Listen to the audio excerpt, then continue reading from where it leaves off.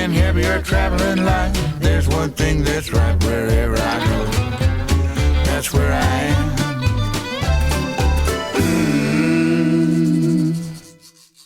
It was there when you first came. Yes, there it is. We're back. There it is. So I guess in Riverside, once I'm in the studio, I can't change the microphone, and I plugged it in as I was already in. I see. Who knew?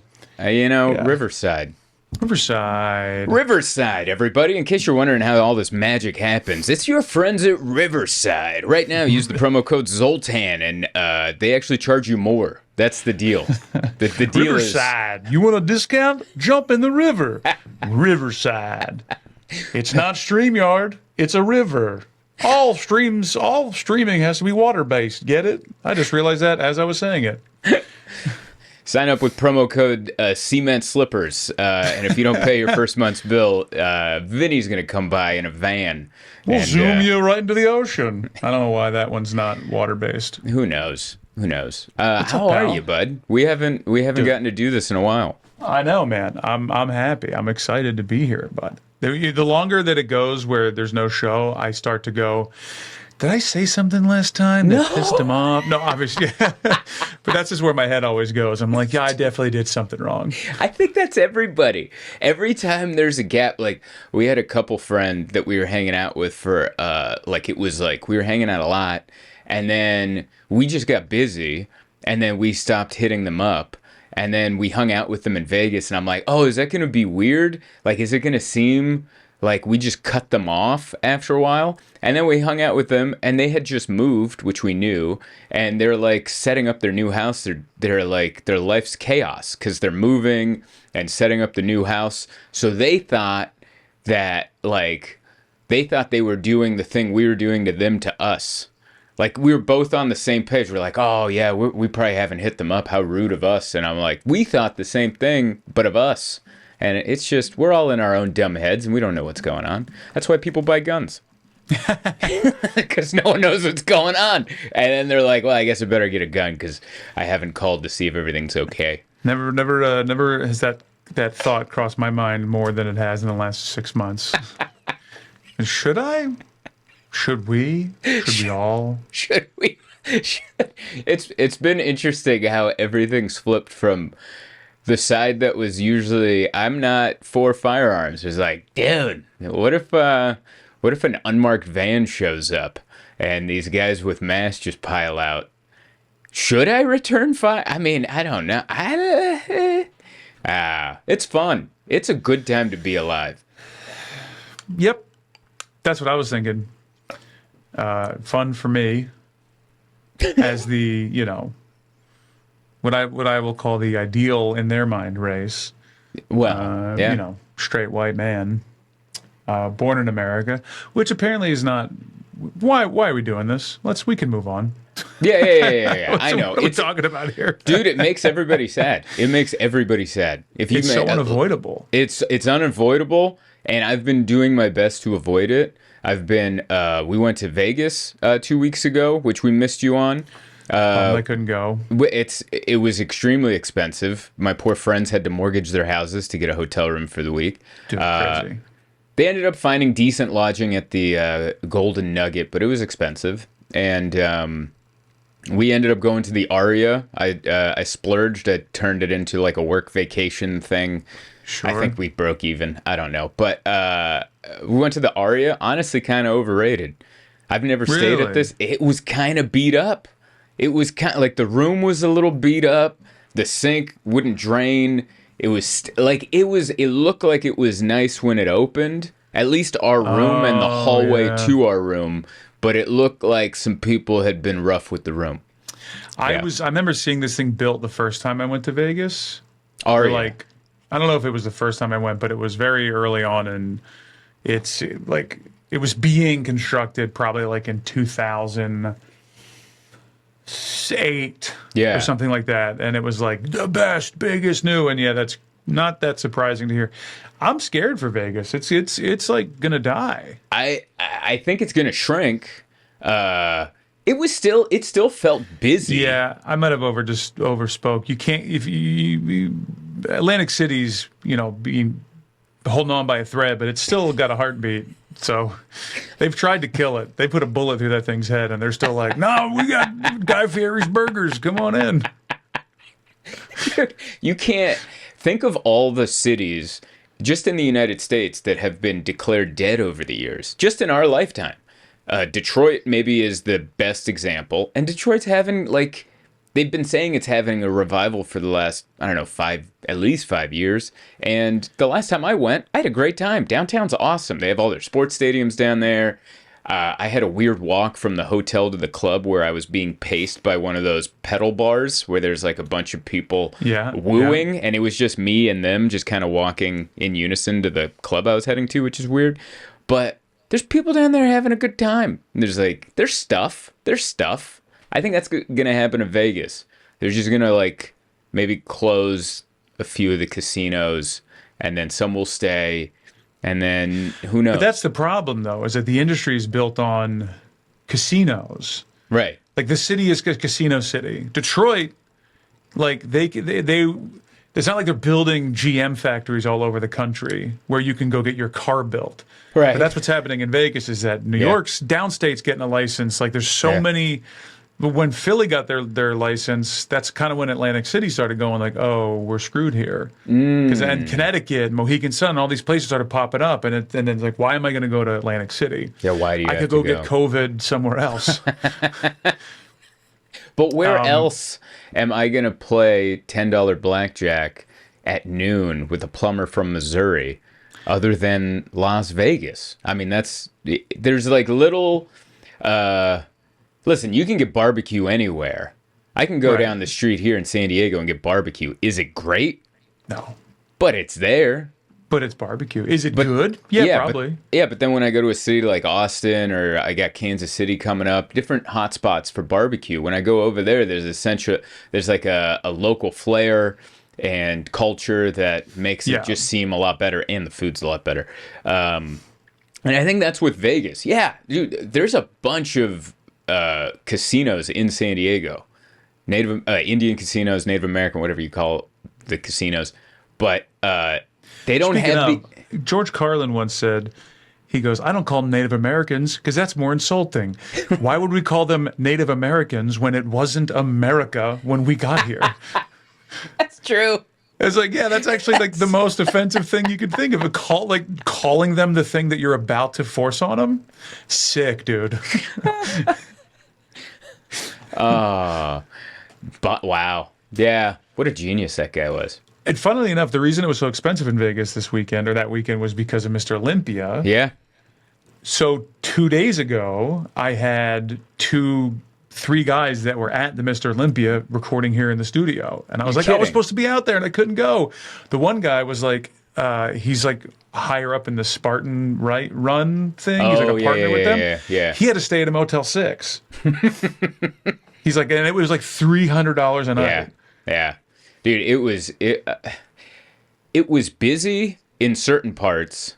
And then it was also, and I actually watched a video on YouTube about this because they're like, the downtime in Vegas is subtle because you look out there and there's still people walking around. There's still people at every table.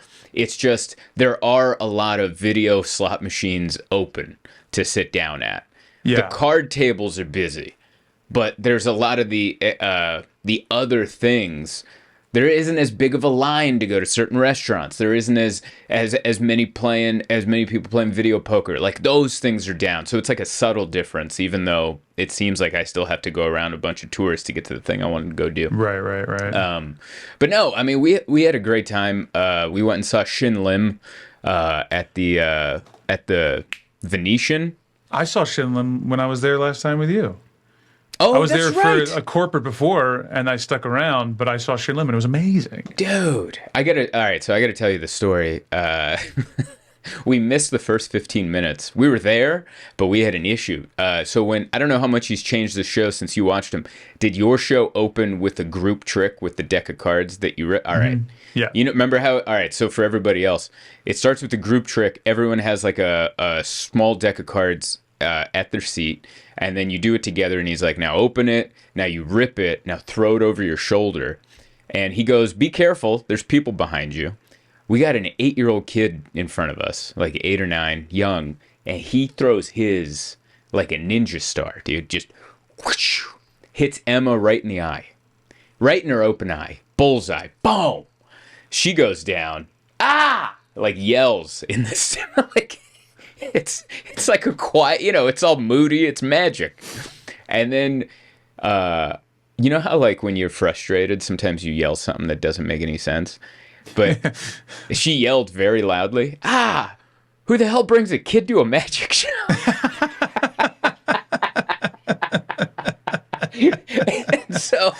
and she was like very hurt, like her eyes are like, it looks like she's crying because her eye got all watery. And then, but I had to back her up because I'm her husband. I was like, yeah, who brings a child to a magic kids and magic. What are we gonna do? What are we gonna send them next, to a monster truck race? What are these kids doing at a Chuck E. Cheese? They're ruining the ball pit. Who brings their kids to a McDonald's play place? While we're at it, I wish she wasn't tired from last night. She could corroborate the story. But that's so funny. But we had the rest of the show was good. And the reason we picked Shin Lim on the drive out there, Emma was like, we should go see a magic show. We've seen so many other different shows. We should see what magic's going on. And she's like, who should we see? And I was like, I mean, like Copperfield's the legend. And so she looked up reviews for Copperfield and like, because he's older and he's doing 2 shows a night. That's incredible. He's the man's 70. He's doing 2 shows every night. And, but the reviews are kind of like, yeah, he's a little jaded. He's moving a little slow. The tricks are kind of dated. He doesn't seem into it. And after I saw Shin Lim, who's very into his show, he's like a real performer. I was like, I kind of want to see a jaded magician. Wouldn't that be cool? And just come out there like he's like, is this your card? And everyone's like, and he's like, of course it is. I've been doing it 50 years. And he just kind of throws it off to the side. Like, I'd be into that. I want to see him like in the retirement stage where he's like or like maybe he's been sued too many times. And like this is just like kind of how Bruno Mars has to perform for free for how many years because of his debts. Yeah. Like, or his alleged debts. No, it's like we had a cab driver tell us about Bruno. I mean, like if a cab driver in Vegas knows about your $50 million debts at the MGM, I think everybody knows. You know who's great in Vegas? That? Piff the Magic Dragon. Seems ridiculous, obviously. I've seen him. He tours. I see him on comedy club calendars. Yeah, so he has a Vegas residency. That's like where he's at all the time, but then he'll go on the road. But the thing about him that makes it so funny and so good is that, so I went and saw a magic show like 4 nights ago, this last Friday or something, last Thursday, in New York, an off-Broadway show called Amaze, which it was fine. Yeah. Was I amazed? No. Did I have a great time? Absolutely. Well, actually, that's not true. There was a couple things I was like, what the hell just happened? But the... man, I completely just lost what I was talking about. Piff the Magic Dragon. Piff. Yeah. So there were so many moments in this guy's show where he would bring a kid up on stage or this lady up on stage, and they would say something that is like, you or I would be like salivating to like respond in like the right way. But he just kept barreling through his script. Like he never deviated. Oh, wow. Right? Like this kid said his name and then the guy said it wrong. And he goes, no, it's this. But the name, the wrong name was so many opportunities for like, well, that doesn't make sense. Piff, the 50% of his show was riffing. Oh, okay. And like having those moments with people he brings up on stage and like making the show very unique. Right. And that's what, and the magic is just as good. That's great. So like, I think that the most successful magic in the future will be, or now is like, you got to be able to riff. You got to be able to have those like interactive moments. Kind of like, because you're interacting, the whole thing's an interaction. Like, be better at it, you know? Yeah. The amazing Jonathan, who, you know, God rest his, he passed away, I'm pretty sure. But did he? I don't know. But did he? He just comes back. Did you watched his documentary, right? Amazing. There's 2 of them. Did you watch both of them? I watched one of them. They were being filmed at the same time. Oh my God. And he didn't tell the other one about the other production crew. Steve Byrne was making one of them. Yeah. He's like Ric Flair. I don't know. There was a famous story about Ric Flair where he was in money trouble, like real money trouble 20 years ago, and he had the original NWA heavyweight title belt. And he used that belt as collateral in 2 loans, or maybe 3 loans, and then he defaulted on those 2 or 3 loans, and now it went to court to see who the hell gets this belt that he put up as collateral. So he's just, and I forget what ended up happening. I think Vince McMahon came in and saved him with a bunch of money, but better have. Yeah, that sounds like an amazing Jonathan thing where he's like, yeah, I'm shooting 2 documents. I wonder if they ever came in like 2 camera crews, like, what are you doing here? They did. That happened. So one of the documentaries was supposed to be about him, but then it turned into like, this guy's nuts. Look, there's 2 competing. So that was like a part of the show. Right. Or part of the movie. So I think that ended up being Steve Burns' version. I can't remember. It's been a while, but it was really good. I watched one of them, and the one I watched was that the one where you really saw him good. smoking crack? Yes. Yeah, that was great. Was that the Steve Byrne one? I don't think so. Okay. Because that one they do talk about the other Yeah. documentary film crew. Yeah, because he was talking about, he was like, he had, was it cancer? And he's smoking crack? Yeah. And I'm like, are we even trying to live here? Like, are we... Like, could you imagine his doctor is like, man, it's hard enough to fight the cancer, but you're over there smoking crack. Like, What if crack was the answer, though? what if that's what kept him? You know how they say like radiation really brings you down, because it is. It depletes all of your white blood cells. It's essentially killing you to save you. But then crack is like, hey, like it gives you that's that double shot of espresso that you need to get out there. Those are the white rock cells. Hello. Hello. Is this on? Bop, bop, bop, bop, bop. Oh, but speaking of things that made me happy while the world is going to hell, did you watch the John Mulaney, John Candy documentary? You know what? I pulled it up last night. Yeah. John Mulaney? Didn't Mulaney make it? No, I think it was Ryan Reynolds. Ryan Reynolds made. Oh, I thought Mulaney made it. Oh, I don't know. I definitely know Ryan Reynolds is involved. Oh. But I could be wrong. A couple things. One, I think my favorite movie of all time is Planes, Trains, and Automobiles. I think we've talked about that at nauseum. Yes. I pulled it up last night, and I couldn't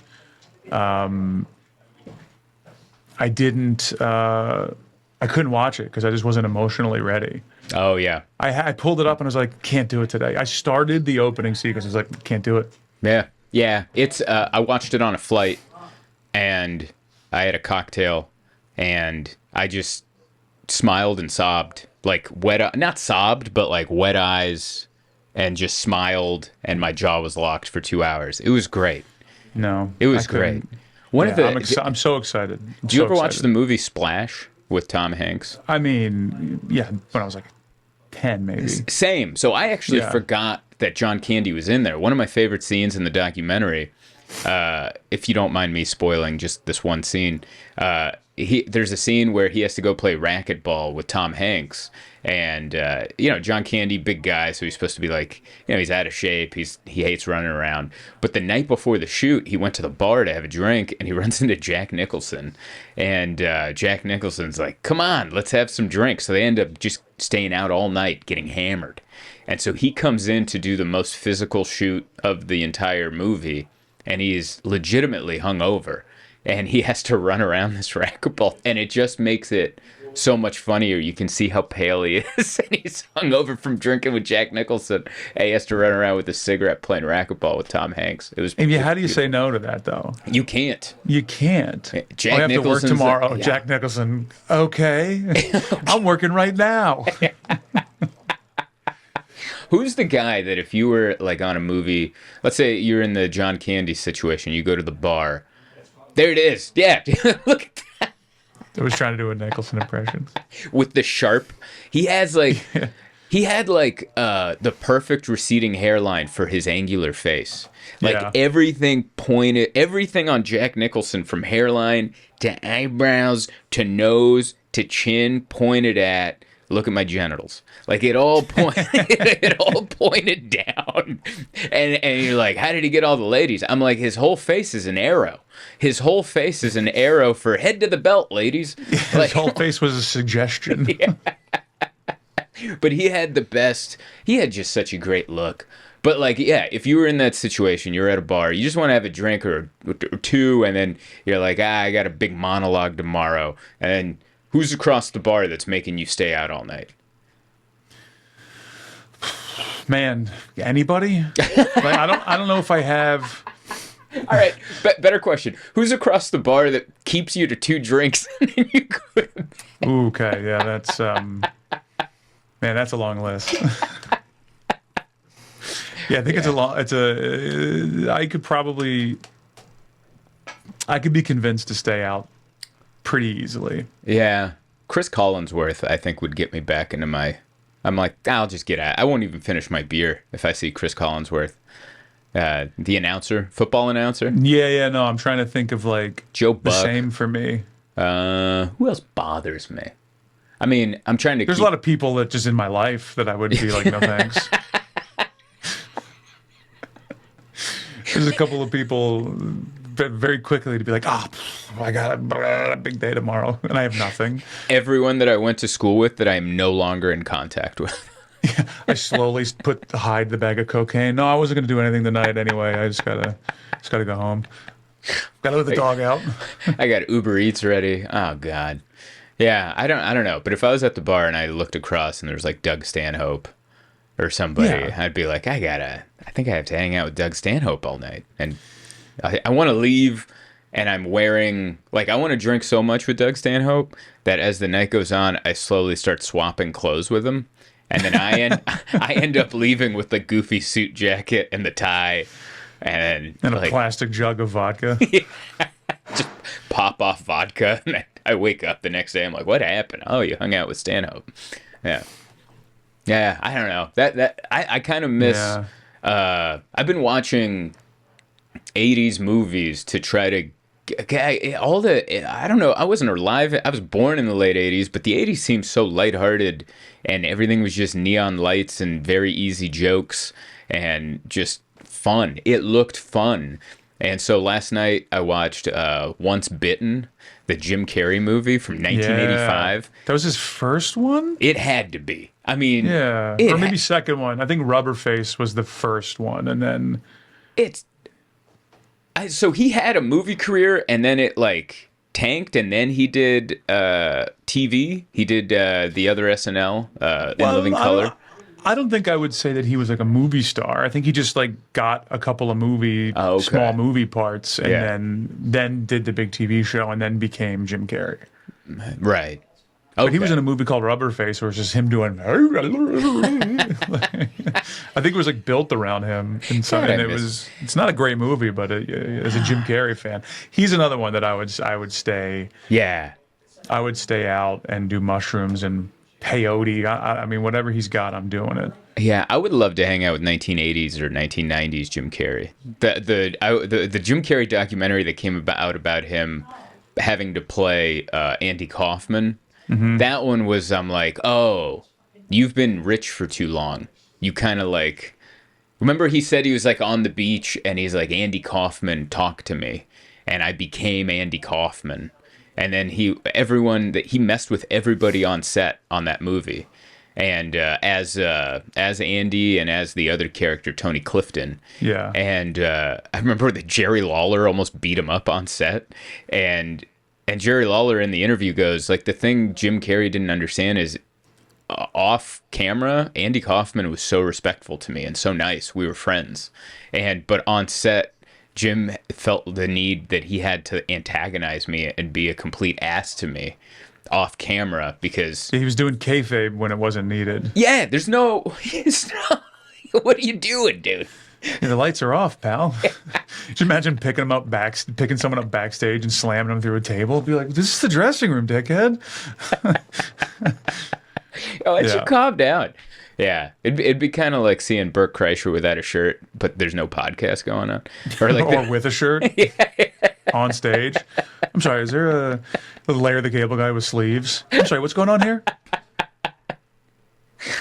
Can you not? Can you not do that? Yeah, can you, please, for the love of God. He tells a great story about how the first time he did a big show, he bought a really nice shirt to do a meet and greet afterwards, and people were furious.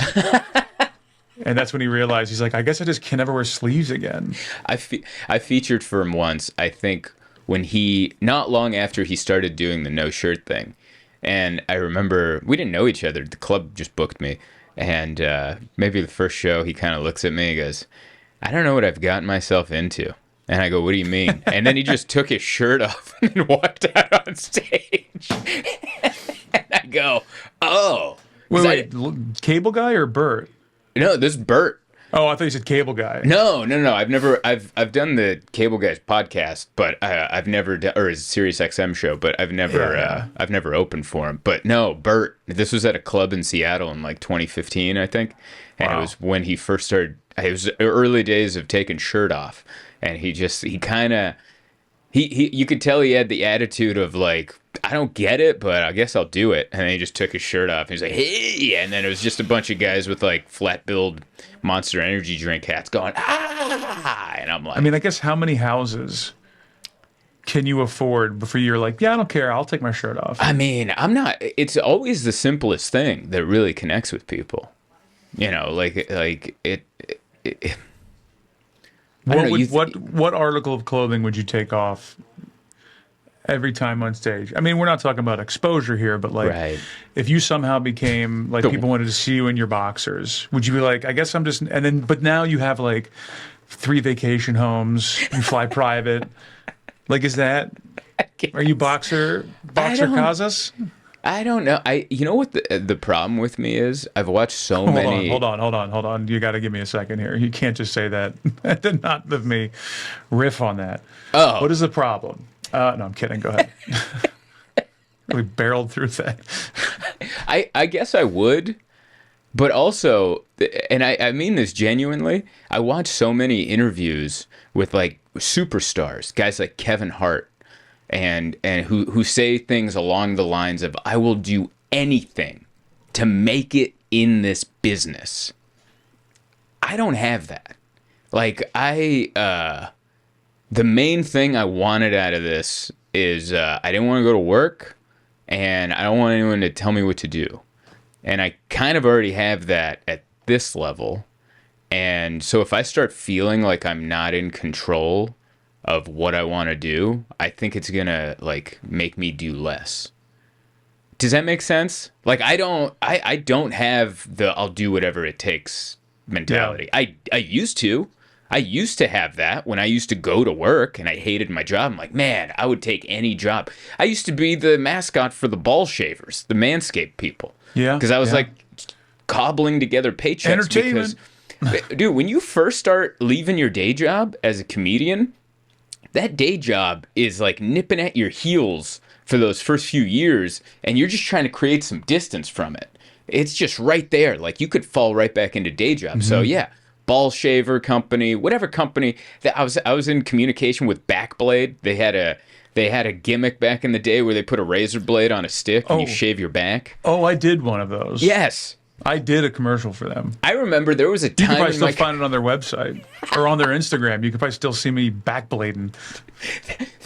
There was a time in my career, not long ago, Mike, where I was in negotiation with both Manscaped and Backblade, and I was trying, without representation, to leverage the highest offer and going back and forth. And I was like, yeah, listen, ball shavers, the back shavers, they're offering me $60,000 a year. Look, I could give you exclusivity, but only to certain body parts.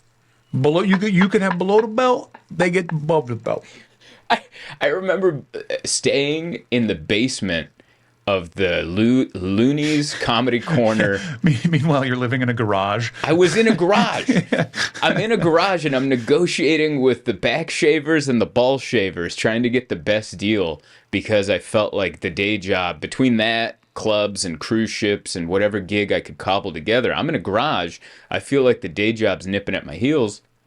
But as the years have gone by, thankfully, I've been able to create more distance from the day job threat being there, and I just don't have the do whatever it takes anymore. Yeah. I'm like, this is great. I'm willing to grow this more, but not if I got to go to Saudi Arabia. I don't want to go do that. You know, I don't want, and no one asked, obviously, but like, but I don't have it. Like, I'm so amazed that Shaquille O'Neal is in everything. Well, he owns those. But the fact that he even wants to own any of it, like, you know what I mean? Like, the motive. Imagine having 10 lifetimes worth of money, and I'm not knocking Shaquille O'Neal. I think he actually enjoys being in these commercials, owning these companies, lubing these deals. I think he's like interested in that. But I also think that he's created himself in a very wild position, and I could have some of these details wrong, but from what I understand, all or a good deal of the investment he does to own these is just his likeness. That's awesome. So like he's like the top level owner of Papa John's franchises, and I don't think he bought them. That's great. Or if he did, it's a trade-off in like very high regard for like the Epson printer. I have a Shaq Epson printer here. Yeah. I didn't mean to buy that, but that's the one that he endorses because I think he owns a piece of Epson. Dude. And I love Shaquille O'Neal. I think he's great. I love my printer. I love I just mean, actually like, don't. It's actually a piece of junk, and I'll throw it at him if I ever see it to him. I'm gonna I carry ink with me all the time, so I can spray it in his face. See if I can get it all the way up there. That's so trash. Great. Papa John sucks. Hate their pizza. I mean, what are we doing here? He saved Papa John's. Remember, Papa John was like a racist, did he? No. I mean, but like it came out. But which, by the way, how mad is Papa John's? Like, if he would have came out as racist now, they would have sold the most amount of pizza you've ever sold. But the fact that he jumped the gun by a decade on the racism, they're like, whoa, we can't eat Papa John's. Now they're like, Papa John's would be like the sponsor of the Country Music Network. Like, it would have been the best. I love the idea too that he was a racist, and he's like, all right, I got to fix this. I got to find me a non-white. Ooh, what if we got the biggest one? 7 feet? I think size will overcome quantity. So if I get one big one, that's like, what, 5 regular-sized ones? Man, if somebody just saw that part of what we were talking about, that's real bad. Yeah. We're talking about Papa John. Papa John. Also, anyone and his flared jeans. Anyone named, I'm sure this joke was done when he came out, or when the news came out that he was a racist, but anyone named Papa. Yeah, probably Papa's a tough one. Yeah, Papa doesn't have a lot of inclusive thoughts. It's like anyone named Big Mama. Yeah. I don't think Papa wants you to play with the gypsies down the street. I mean, that's what I'm gonna assume. I think Papa has some thoughts. You know. Yeah. No, Papa's never pro-Palestine. Oh God. Yeah. Ah, dear. It's been interesting to watch the continuous fallout of the Riyadh. It's not going away.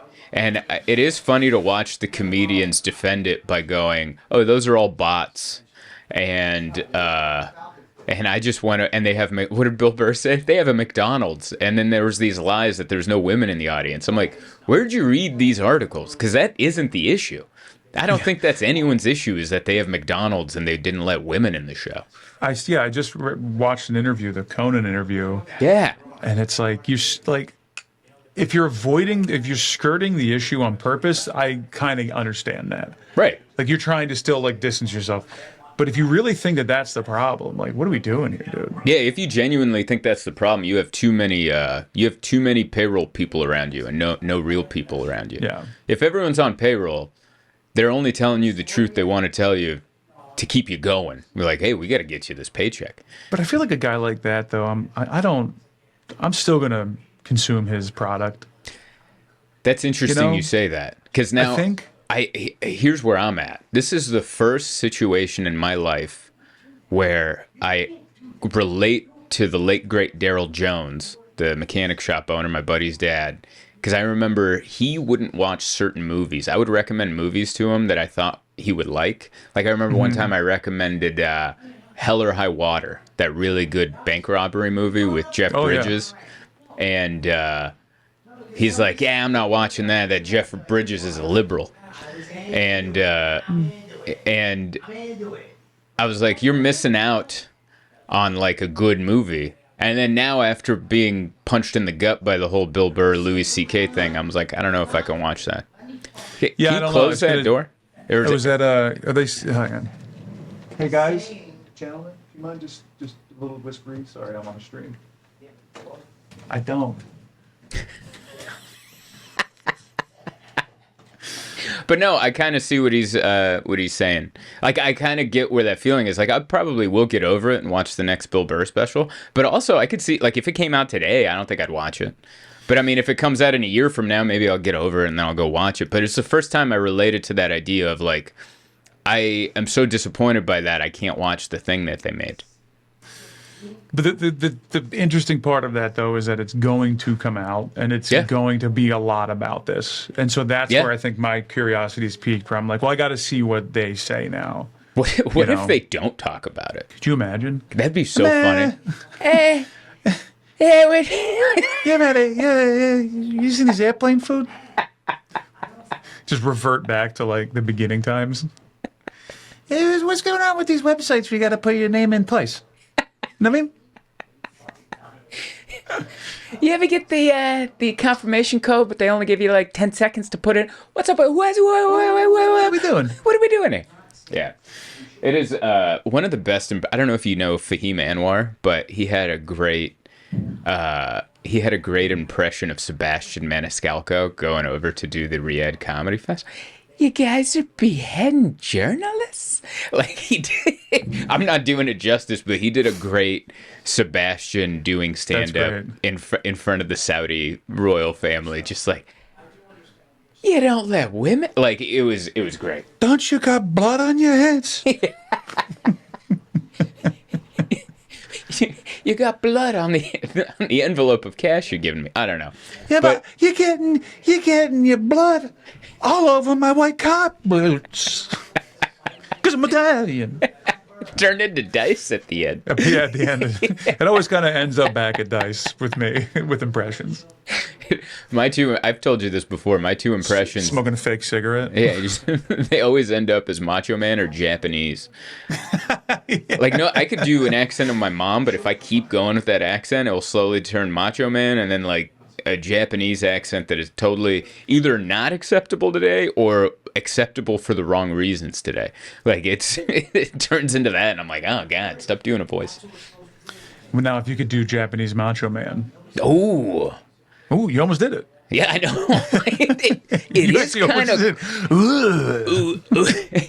a Macho Man opening promo and a Japanese man impressed by something is like close. Like, if you had AI do both of those, they'd be close on the little audio levels, octaves or whatever that is.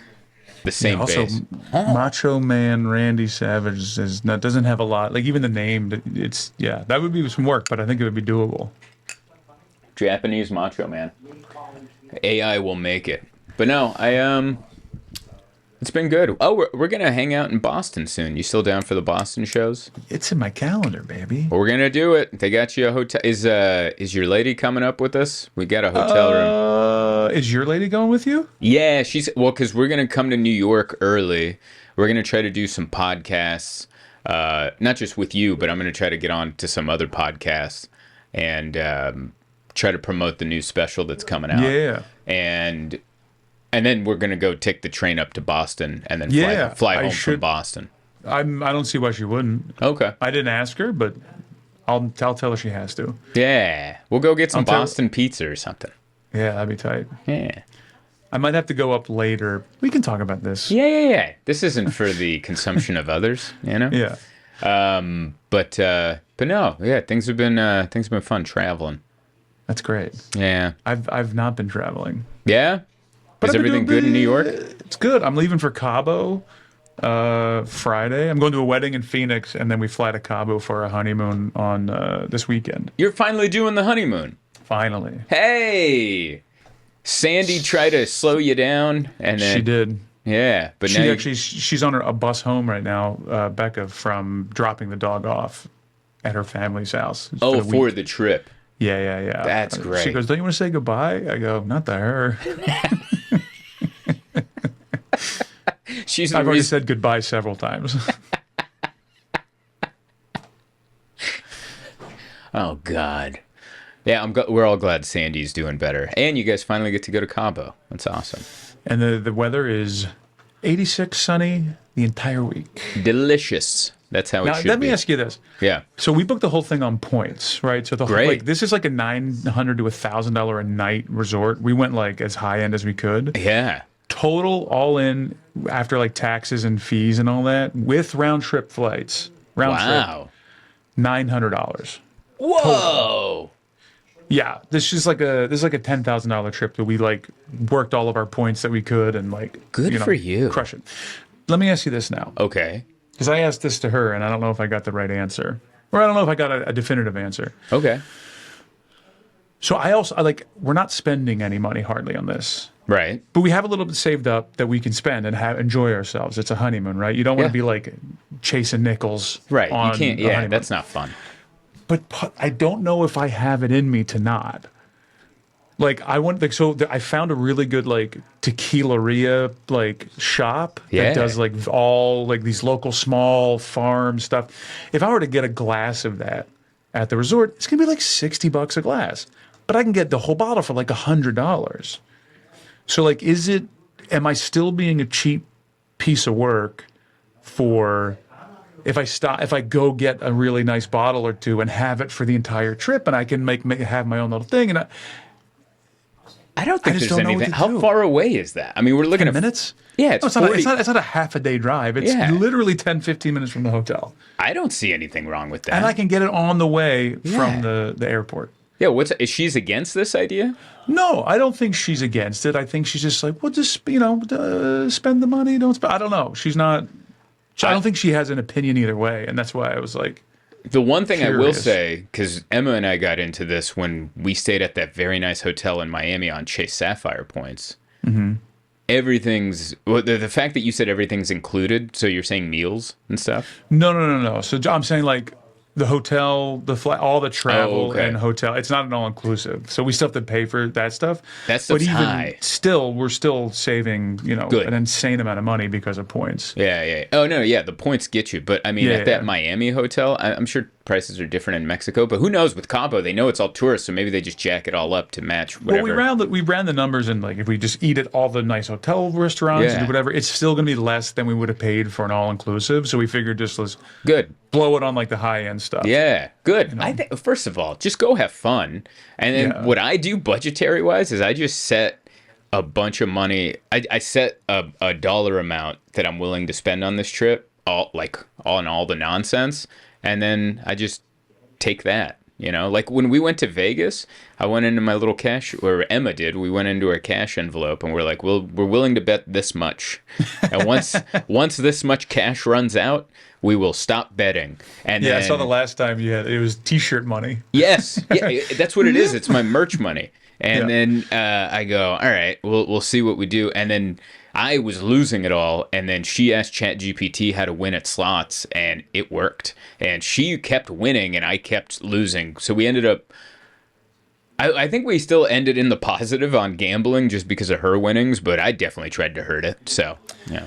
I wonder if you get like the Meta glasses or like some sort of camera glasses that you can connect to ChatGPT so it does it for you. Oh my god! Because I played poker the other day and it was just a fun game. But one of the girls that was playing, she was telling ChatGPT what cards, with every move, like, oh, this guy checked, this guy raised, and they would tell her exactly what to do, and she won constantly. Yeah. It was nuts, and it was a little bit of a cheat, but you could somehow put a camera on, and then it just tells you. Yeah, that'd be pretty tight. Yeah, I mean, it was amazing. She was on her phone the entire time at my show in the green room, and I go, "Who are you messaging?" And she's like, "Chat." And I'm like, "What are you looking up?" She's like, "I want to win."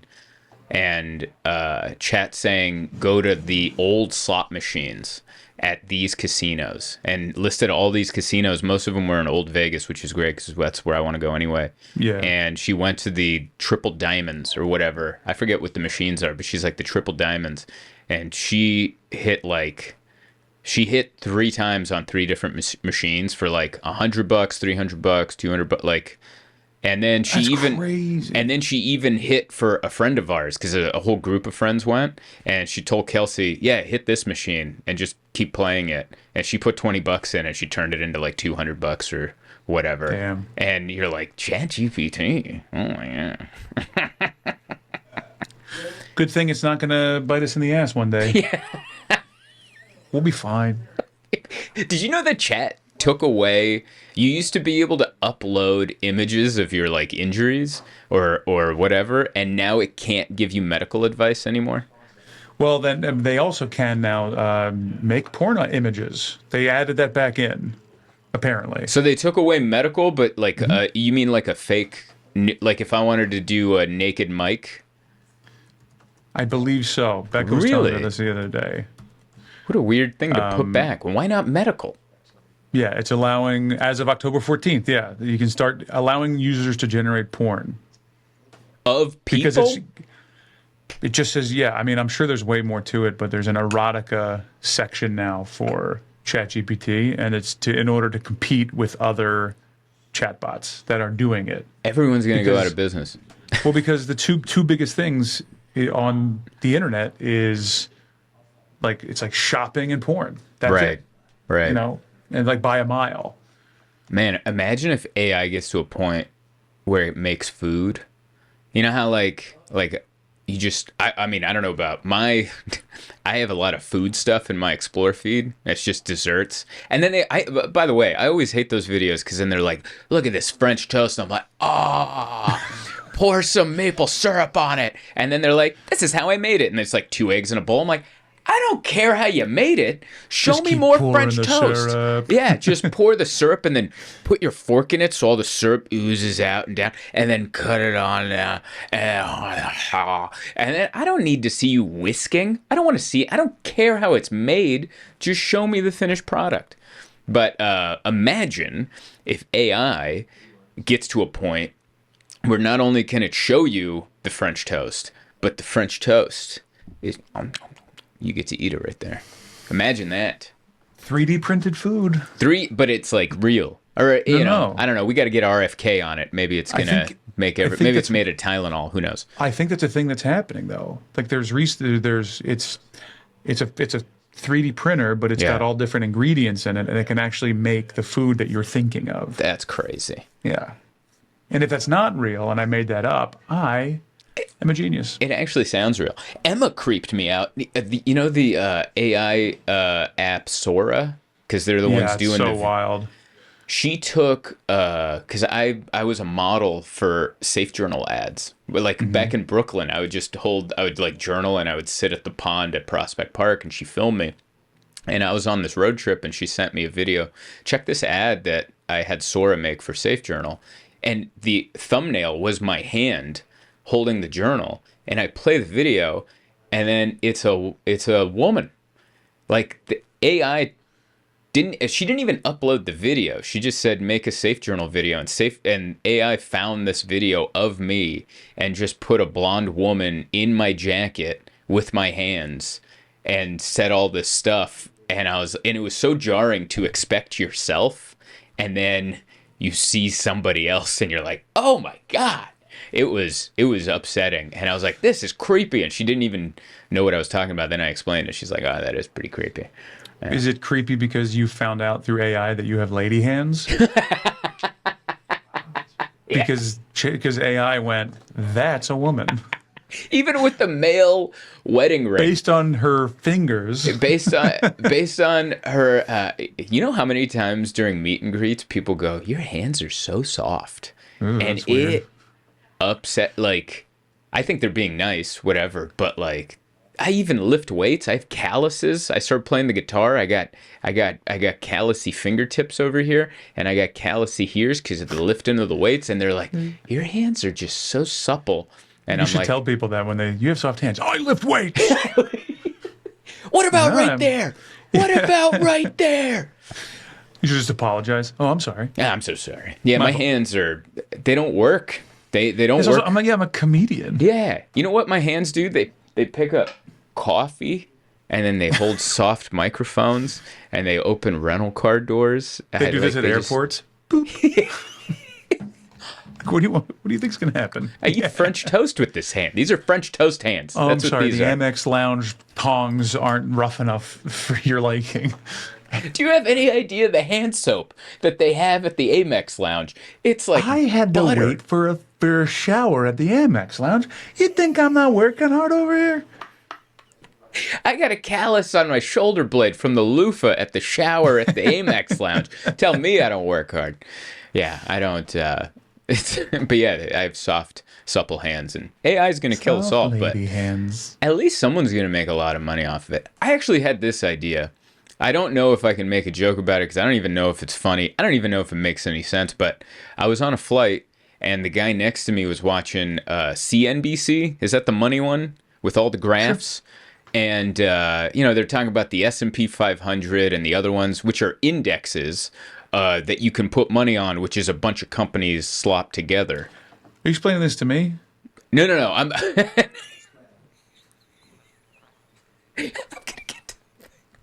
gonna get to the thing that I was just making sure. I was just trying to decide if you were trying. The stock market, Mike. It's a trading place for you own little pieces of businesses. Here's my point. Yes. Are we investing in companies that are screwing us? Because Yes. I looked at the companies in the S&P 500, like they had a few of them listed, and I'm like, those are all companies that have been price gouging us, blaming it on inflation, and they say the reason they can't lower prices is because they have investors to appease, and I'm like, that's us. So if I have 50 grand in the S&P 500, but every year that's going up, but every year I have to pay these companies because every year they keep jacking up their rates. Am I making any money, or am I doing this as the water rises? Like I don't. It seems insane that's like. Am I just noticing that, or has everyone known this forever and I'm like the last guy to the party? I've not heard it in that terms, so I think this could be a bit. Okay. But also, you're 100% right. It's kind of like... By the way, they don't care about you because something like 14% of all investors are retail. Everyone else is institutional. What's institutional? Like big funds, like hedge funds. And yeah, things hedge like funds, that. which are betting on failures, aren't they? Depends. Oh, okay. Depends on what they're betting on. But I was trying to give a comparison on putting your money into like the S&P 500 or any of these companies that then in turn raise their rates, so then you pay more even though you're making more money because they're appeasing you, but then you end up paying more, so you're not doing anything really. It's almost like if you live in California and you're like, I'm going to invest in wildfires. Like, they happen a lot and we can make money off of them. I mean, it will burn your house down eventually, but at least I get to make some money off the wildfires.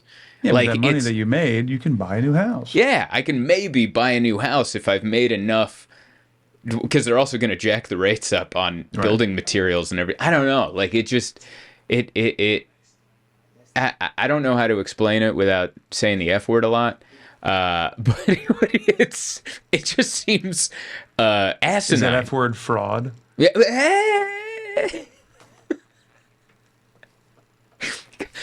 Because I actually, when I was looking up why Vegas is so expensive, even though people aren't, like, their attendance is down, so shouldn't that mean the prices come down? Isn't that how supply and demand works? If you have a lot of supply and not a lot of demand, shouldn't it come down? And I watched this guy made a YouTube video. I don't know if his information is accurate, but they said Vegas cannot lower their room rates. They cannot do that because they have stockholders to appease every quarter. And if they don't show growth, they're going to fire the board, the CEO, everyone's going to go away. So they have to keep their rates up because they're beholden to stockholders. Well, that's fun. Yeah, which is us. I mean, it's a bunch of us. The reason we can't afford to go to Vegas is because we put our Roth IRAs into MGM resorts, and now we're like, I can't afford to stay at the stupid Lion Casino. Yeah, because you're trying to retire, you dummy. You're betting against yourself, I think. I think I might be dumb. I never went to college. I have a 2.75 GPA. I recently learned how to do percentages. So I'm an idiot, but I feel like I might be right about this. I think you are. And it makes me sad. Well, hey, buddy, I hate to cut this really non-depressing thing short, but I have a show. I Go gotta do get it. started here, buddy. Go hit do the it. hour. It's great chatting with you, and I'll see you. pal. We'll set up next See you week. in November. Yeah, see you soon. Well, I'll see you soon. All right, buddy. Later. Sorry to have to bail. No. I'm glad we left on that point. Later, Mike. All right, see you, bud. And that is the show for this week. How's it looking, Emma? Beautiful. Beautiful. Do you want to get on camera for a second? Absolutely. You still look beautiful. Thank you. Just so you know. I think that's been the show for this week. I hope you like the angle. I hope you like the ficus.